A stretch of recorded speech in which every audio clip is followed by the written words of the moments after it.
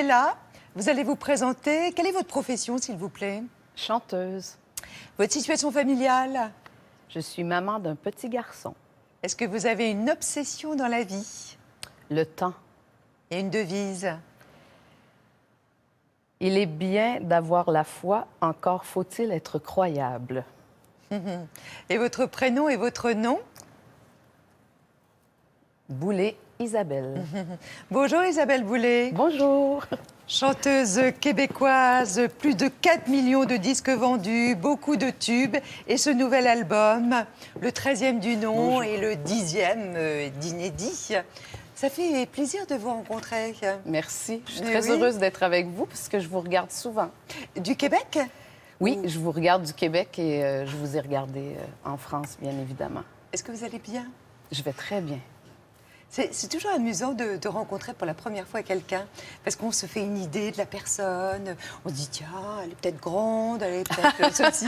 Non, Et- moi, je suis pas grande. Mais je vous- ouais, pas très grande. Non, j'ai toujours. Les gens sont souvent très impressionnés de me voir dans la vie parce qu'ils s'imaginent que je suis grande et en fait, c'est la télé souvent qui fait ça Ouais. et la scène, ça sublime toujours. Donc, on a toujours l'air plus grand que soi, mais je fais 1,51 m, donc je suis vraiment pas Petit très grande. gabarit, mais Ouais. joli gabarit. Il y a Richard Orlinski qui viendra nous rejoindre. Oui. C'est un sculpteur, c'est un artiste, l'artiste français le plus vendu d'ailleurs dans le monde. Orlinski, alors vraiment, il porte bien son nom parce qu'il a de l'or au bout des doigts. Il sera avec nous dans l'émission. Isabelle, si je vous montre cette photo. Ah, vous savez ça? C'est moi au téléphone, je dois avoir 2 ans, 1 an et demi, 2 ans, et je parlais avec ma grand-mère. Parce que je passais des coups de fil. En fait, je vivais à ses côtés parce qu'on vivait, tout le monde, on était dans la même maison. Il y avait un mur mitoyen et une porte que je pouvais ouvrir pour arriver chez ma grand-mère et chez ma tante Adrienne. Ça, c'est votre père. Ça, c'est mon papa. Et là, je suis encore plus petite. Je dois avoir 10 mois là-dessus. Plantez le décor, Isabelle. Ouais. On J'ai est- grandi dans un À village. Sainte-Félicité. Ouais. Un petit village. Ça vend pas, ça, déjà. Non. Ouais. Oh, la Félicité, chance. mais en fait, l'histoire, cette partie-là de la Gaspésie, au début, ça s'appelait Pointe-au-Massacre. Alors, c'est encore plus oui. fantasmagorique. Ça fait un peu pirate et tout, mais mon village s'appelle Sainte-Félicité et nous, on avait l'un des restaurants du village qui était sur la route principale, qui était le restaurant Le Gourmet. Donc, c'était tenu par mon père et ma mère. Et quelques années après, mon père a décidé de faire construire en plus un bar. Et en tant que fille de commerçant, de quoi vous avez été témoin? Bien, de pas mal de choses, mais surtout, ce dont je me rappelle, et c'est probablement l'une des raisons pour lesquelles je chante, j'ai été témoin du chagrin des grandes personnes. Donc, c'était la plupart des gens qui venaient dans cet environnement-là, c'était des gens qui étaient des ouvriers, qui Qu'elle n'est avaient... pas forcément très bien. Non, C'était une parce sorte que de quand on refuge. arrive, oui, le restaurant était un refuge. Mon père accueillait ses amis. La plupart étaient des hommes. Il y avait très peu de femmes, mais les femmes étaient des femmes avec pas mal de caractère, beaucoup de personnalité aussi. Mais c'est surtout le chagrin des hommes dont je me souviens le plus. Les bagarres aussi, mais ça, c'est moins drôle, mais ça, c'était quelque chose aussi. Et ça, c'est les aussi cris la des hommes et matière, tout. d'ailleurs, de mes chansons. De vos chansons, bien Ouais. sûr. C'est un milieu modeste. Est-ce que vous avez connu des manques? Des Et manques. lesquels? Je pense qu'on en a tous des manques. Je pense que l'enfance pure et simple, c'est probablement quelque chose qui aurait pu me manquer. Mais j'ai l'impression que je la retrouve en vieillissant. Donc, moi, j'ai l'impression que j'ai un peu... Il y a des choses... en ayant mon fils aussi, ça m'a replongé dans l'enfance. Et en le voyant, lui, grandir, évoluer, je me rends bien compte que j'ai pas eu la même enfance que lui, et c'est tant mieux. Mon fils, par exemple, il adore chanter. Et il voudrait participer à des concours comme The Voice Kids. Et vous ne voulez pas? Et je veux pas. Chez nous, trouvez que ça c'est trop s'appelle tôt? la voix junior. Mais c'est trop tôt. Puis d'autant plus que moi, quand j'avais son âge, je chantais déjà. J'étais déjà sérieuse. Oui, eh bien ça, on a l'archive. C'est Elle vrai. est Mais à craquer, enfin, même, elle est, je dirais, croustillante, cette archive. Vous devez avoir, je ne sais pas, 6 ans peut-être, et c'est sans doute votre premier passage en public. Ça ne doit pas pleurer, tu mérites bien mieux que moi. C'est chuter là et oublie le passé, on ne peut recommencer. On dit qu'un homme, ça ne doit pas pleurer. Ah, vous avez une équipe formidable. Je sais pas, j'ai 6 ans. J'ai 6 ans et demi, je pense. C'est une archive familiale, non? Oui, probablement. C'est un monsieur, en fait, qui m'avait filmé à cette époque-là. C'était très rare. Et lui avait gardé cette vidéo. La voix qui perce. Hyper aiguë. Oui. Et une chanson qui s'appelait « On dit qu'un homme, ça ne doit pas pleurer ». Donc, c'est drôle dans la voix d'une petite fille de 6 ans et demi. Vous êtes partie de chez vous, vous aviez quel âge? 16 ans, hein? 16 ans, Vous êtes partie très tôt. à Québec, hein, faire des études littéraires. Être émancipée, couper le cordon familial et quitter donc la famille, ça vous a fait du bien? Ça m'a fait du bien, mais quand je suis arrivée, une fois que je suis arrivée là-bas, en fait, bon, j'étais quand même chez l'une de mes tantes, mais l'une de mes tantes qui me laissait beaucoup de liberté, beaucoup d'espace. Je me souviens de m'être sentie très coupable. C'est comme si je m'étais sentie coupable d'avoir quitté mes parents. Mais j'avais besoin de partir. J'avais envie de partir et j'y pensais depuis très, très longtemps. Même si j'aime beaucoup l'endroit d'où je viens, mais je savais, je me sentais appelée par quelque chose d'autre. Et je me souviens quand j'étais toute petite, ma grand-mère paternelle, elle n'arrêtait pas de me dire... elle me prenait la peau entre le pouce et l'index, puis elle appuyait tout le temps comme ça en me parlant, puis elle me disait... J'espère que tu ne feras pas comme ma mère. Tu sais, ma mère, elle disait, comme grand-maman, elle dit, moi, je voudrais que tu fasses ce que tu aimes dans la vie. Puis elle dit, il y a une autre chose que je voudrais que tu réalises. Je voudrais que tu sois capable de gagner ta vie, d'être indépendante financièrement. Elle dit, comme ça, tu vas pouvoir aimer qui tu veux.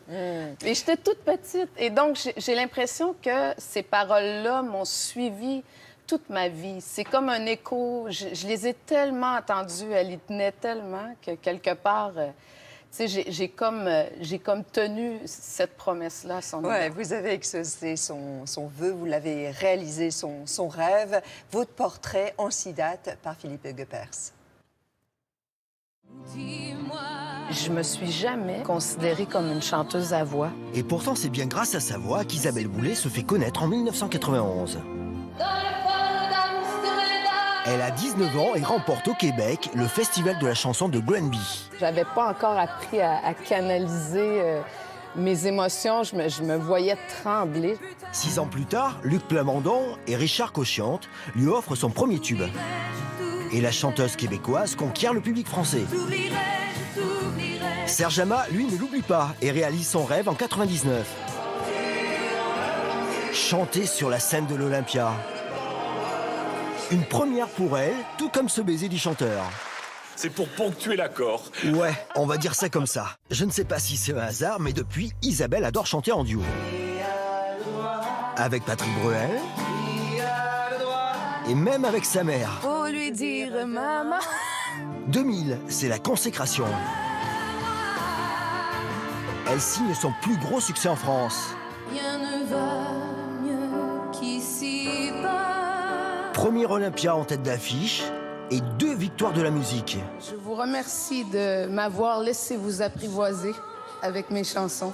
2011, Isabelle Boulay nous emmène dans les grands espaces. C'est fin octobre, début novembre. C'est le plus country de ses albums, orchestré par Benjamin Biolay. 2014, elle reprend le répertoire de Serge Reggiani. Il suffirait de presque rien pour t'empêcher. Faut dire qu'elle adore les reprises. Isabelle Boulay est une interprète qui a trouvé sa voix. Déjà 13 albums vendus à plus de 4 millions d'exemplaires. Pas mal pour quelqu'un qui ne se considère pas comme une chanteuse à voix. De quoi vous êtes le plus fier? D'être restée moi-même. Je pense que c'est la chose dont... d'être restée vraiment très, très près de mes valeurs. Et c'est difficile? Ben, en fait, c'est un exercice de tous les jours. De trouver sa place, c'est déjà une chose formidable dans la vie. Trouver notre place, c'est un cadeau. La garder, c'en est un autre. Et la garder en restant soi-même, bien, ça demande un petit peu plus d'effort. Vous aviez rêvé de venir en France et de faire carrière en France? Bien, c'était pas défini de cette façon-là, mais j'ai rêvé de la France très tôt. Pourquoi?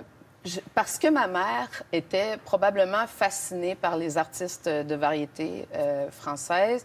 Il y avait tout un folklore dans ma tête parce que comme je vivais au bord de l'eau, mon père me disait que Paris, c'était la ville lumière, que c'était de l'autre côté de la mer. Le soir, nous, à partir du rivage, on voyait les lumières de la côte nord. Donc moi, je pensais que Paris, c'était ce que je voyais de l'autre côté, la ville lumière. 1995, c'est une grande date pour vous. Oui. C'est Starmania. Oui. Ça a été une aventure fabuleuse. Vous reprenez le rôle de Fabienne Thibault. Oui, exactement, Ouais. le rôle de Marie-Jeanne. Voilà. Et ça, c'est grâce à qui? C'est grâce à Luc Plamondon. Ouais. Luc Plamondon qui me reçoit chez lui pour faire des... Il nous raconte le jour Ah. où il vous a proposé le rôle.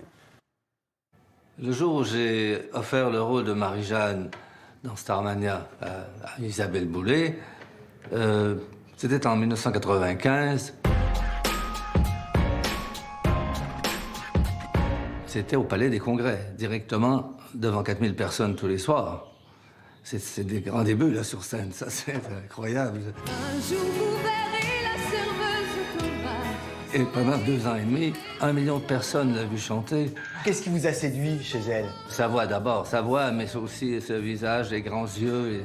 Les yeux, c'est très important, vous savez. Hein? C'est aussi important que les voix. On se rend compte qu'on est toujours tout seul au monde. Elle a une très belle diction, un très beau phrasé de la langue française. Se déteste, se déchire. Quand elle chante, on dirait qu'elle nous parle. Ça, c'est assez rare. Vous savez, elle a du Juliette Gréco en elle. Quelle est la chanson que vous préférez d'elle? C'est l'hymne à la beauté du monde, parce qu'elle en fait une version formidable. Qui ont pas la bonté du monde.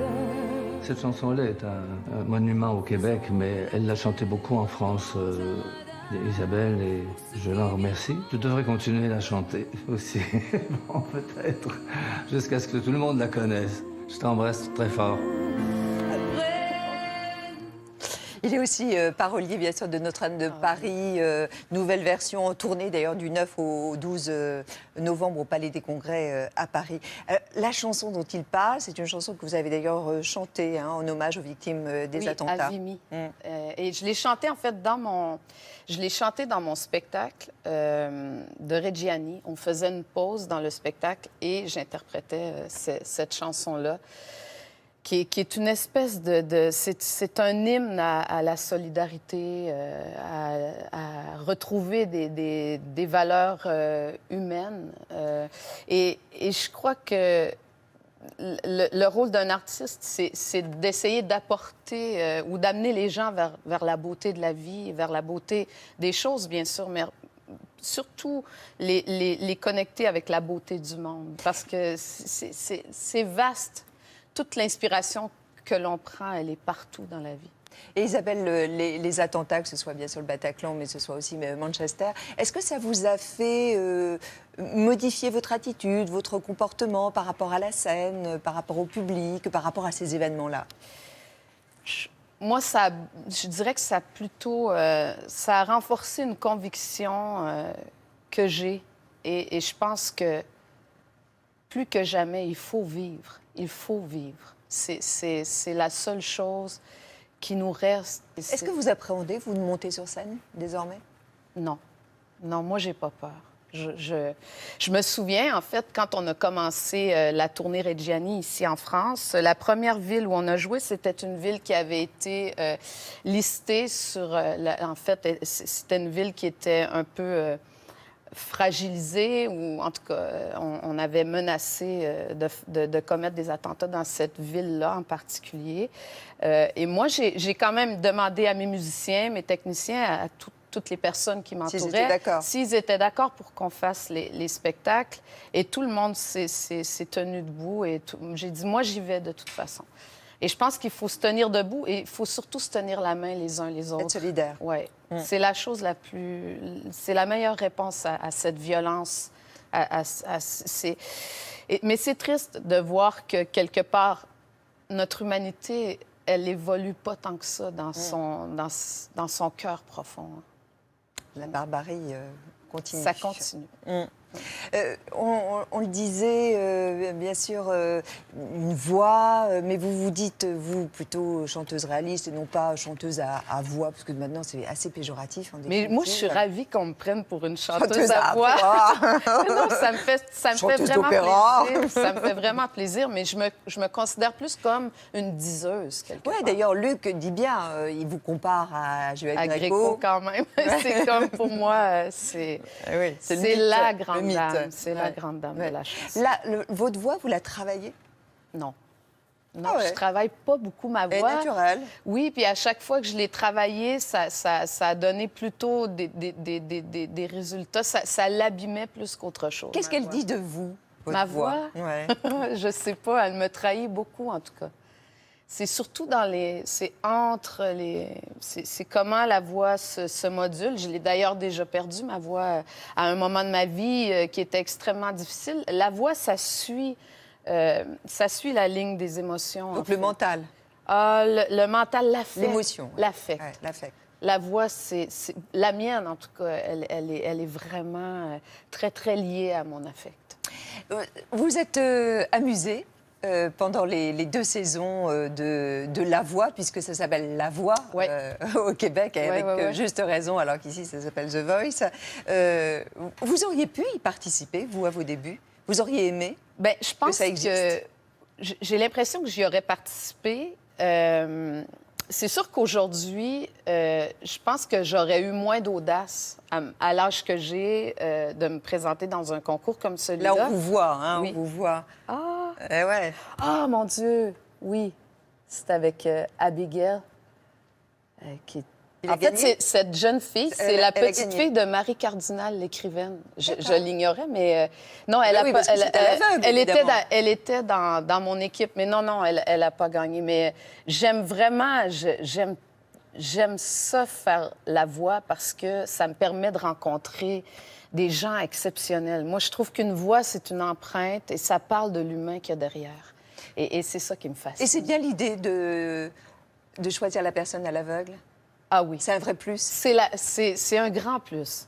Parce qu'on n'est pas influencé par un physique, on n'est pas influencé par quoi que ce soit qui est pas si important que ça au final. Donc oui, je trouve que c'est une des plus belles façons de choisir quelqu'un, juste par ce qu'on ressent à partir de la voix.